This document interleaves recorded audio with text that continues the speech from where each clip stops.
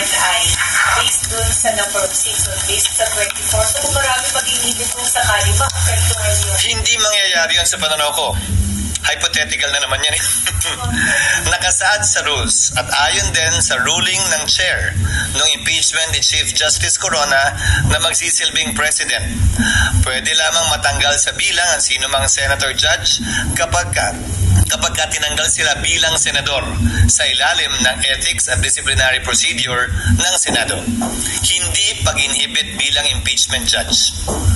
SP, sir, yung bilang ng boto is based pa rin sa 24. Hindi ko alam mo itong impeachment na to, tulad nung dati, maraming pinanganak na matatalino at magaling kaugnay sa batas. Wala namang nakasulat sa batas niyan. Wala din namang nakasulat sa rules namin kaugnay sa computation na sinasuggest ng ilan sa mga ekspertong nagpapakilala ngayon kaugnay ng impeachment. SP, good afternoon. Ano? 24, halimbawa may mag-inhibit, pero 24 pa rin yung... Walang nakalagay sa rules. Wala ring basihan na sabihing mas mababa sa bilang na yon.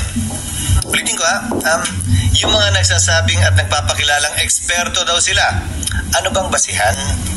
May batas ba silang sinasite? Provision man sa konstitusyon o sa rules namin? O may pinangahawakan ba silang desisyon ng Korte Suprema? Sa dami ng magaling at nagmamagaling kaugnay sa batas ngayon, iisa lamang naman talagang masusunod, ang Korte Suprema. Kung wala pang sinasabi ang Korte Suprema, malayang pwede mag-isip sino man kung ito ba'y tama o mali. Pero once nagpasa ang Korte Suprema, yun ang dapat nating lahat sundan. SP, good afternoon. Sabi ni dating Supreme Court Senior Associate Justice Antonio Carpio, yung ginawa ng impeachment court noong June 10 ay hindi unconstitutional but irregular. Sabi niya na yung ginawa daw ay pagpapakita ng pagpanig ng mga senador kay VP Sara dahil hindi dapat gawain ng isang impeachment court na mag-motion or hilingin ang Kamara na sertipikahan dahil dapat manggaling yon sa kampo ng Vice President na siyang magki-question kung ito ay may paglabag dun sa 1-year ban ng Constitution. Ano po masasabi? Ginagalang ko ang opinion niya pero hindi ako sangayon. Walang limitasyon ang impeachment court. Kaugnay ng pwede o hindi namin pwedeng pagpasyahan.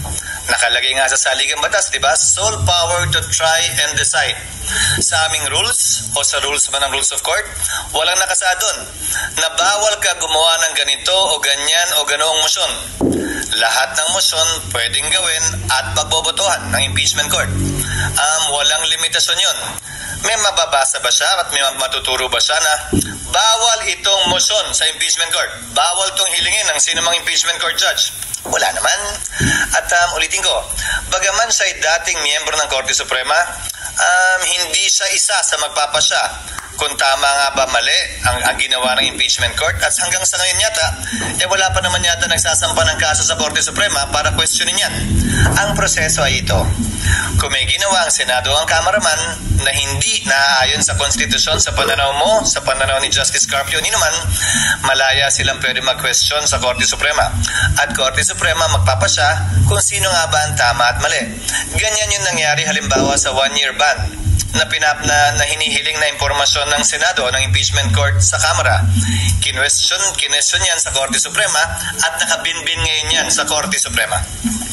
Nagpahayag din po ang grupo ng yung Philippine Constitution Association na posibleng merong grave abuse doon sa discretion, doon sa pagganap ng impeachment court na kanilang tungkulin nang sila ay magdesisyon na ibalik o i-remand yung articles of impeachment. Yan ba yung parehong PhilCons na pinamunuan ni Speaker Martin Romualdez noon?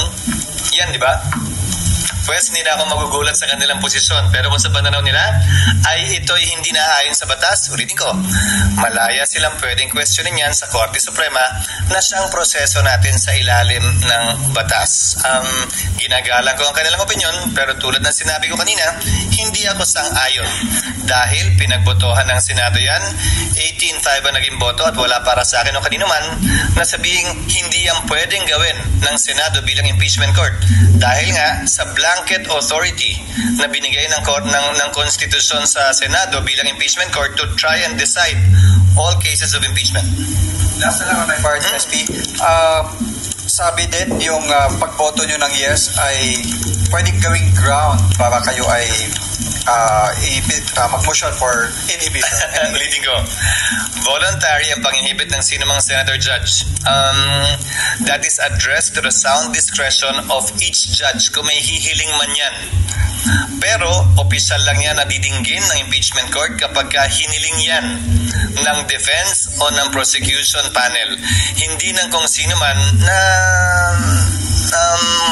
nagsasalita ngayon sa labas ng impeachment court na klaro, may posisyon at may pinaniniwalaan na sila na panig o side nakakampihan. So kung may mag-move from prosec or defense na ipa-inhibit kung sino mang senator judge, itatackle nyo po sa impeachment court?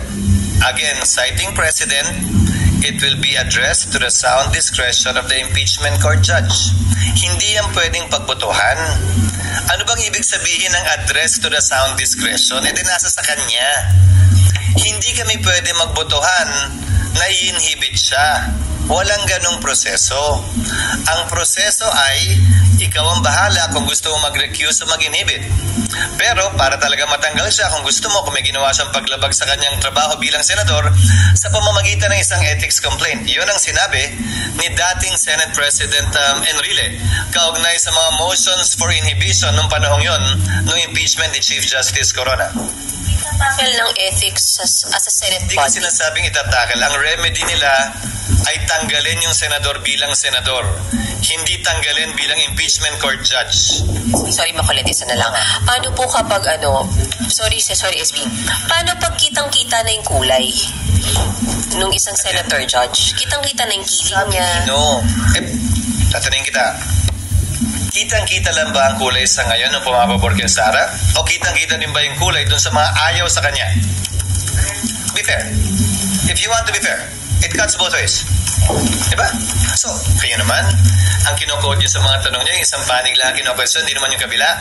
If you want to be fair, you have to be fair. If you want to question, then everybody should be questioned. But then again, remember, pinili ng mga nagsulat ng saligang batas na mga politiko, mga halal ng bayan ang magiging judge kaugnay sa kasong ito ng impeachment.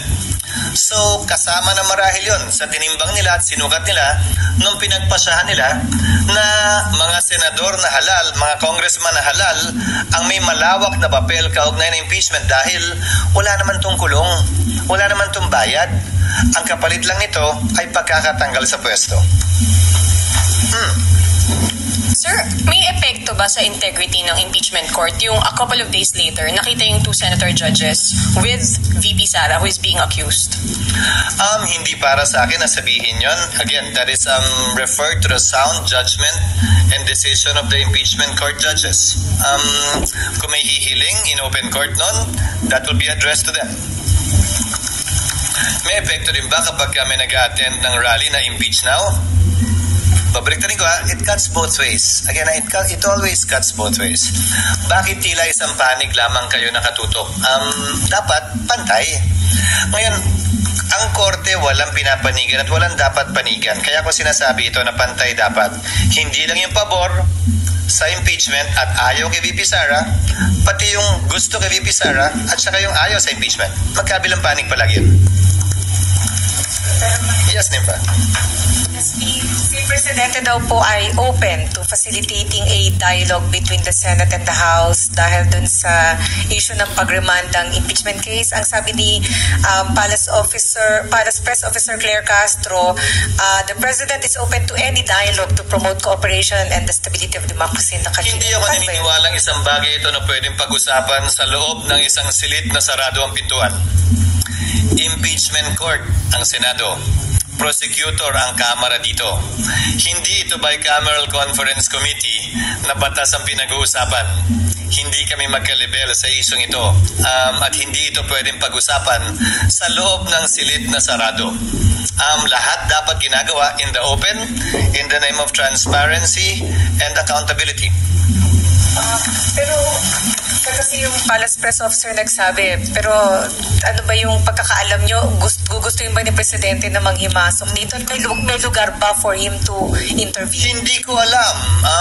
Si Yusek Claire lang naman ang nagsabi, pero sa panig at party ko, ano ang pag-uusapan? Ano ang mapagkasunduan namin? Kung meron man, kailangan naman gawin pa rin in open court.